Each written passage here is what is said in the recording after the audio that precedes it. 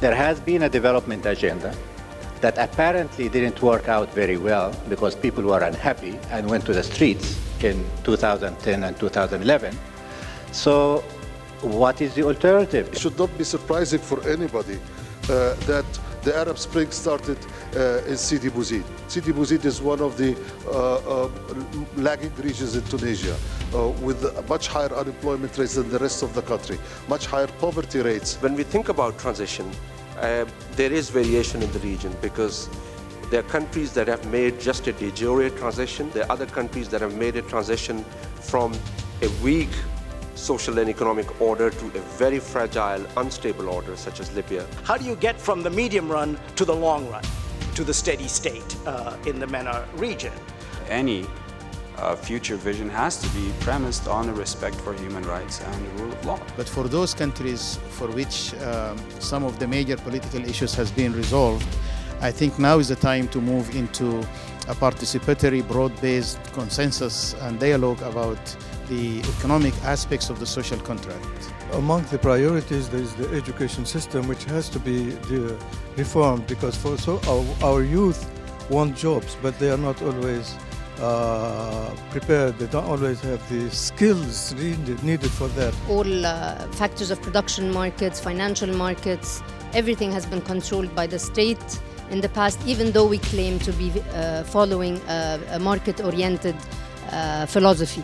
It's never too late to ask difficult questions and to confront the challenges that have haunted the region, particularly at policy level. The first order of business in I think is still macroeconomic stabilization and getting your public finances right in some way. Actually, what this region needs is more big business, not more SME.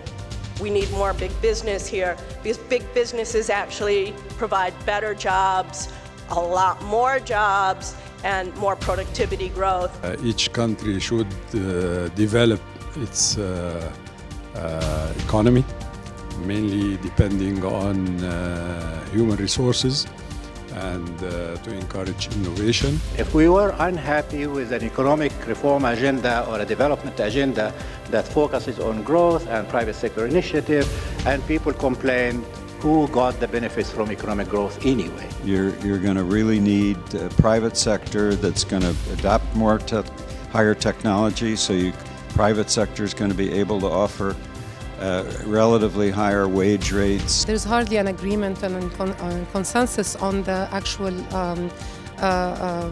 details of what is needed. We need to change, again, we as Arabs, our security paradigm, more self-dependence, not complete self-dependence, but more self-dependence, more regional interdependence. How about you economists and us non-economists getting together and trying to design the outlines and some of the details of what a true social contract should look like? It's not going to be so easy to find international solutions or international consensus on what should be done. Annual conference of the ERF is a major event that is held every year in the region. It explores many issues and many papers are presented by economists throughout the region. We never arrive at a conclusion because continuity is the key to our foundation and our continuation in the process of research and development. I look forward to the next meeting next year, and hopefully we'll have as good a conference as we have this year. Thank you.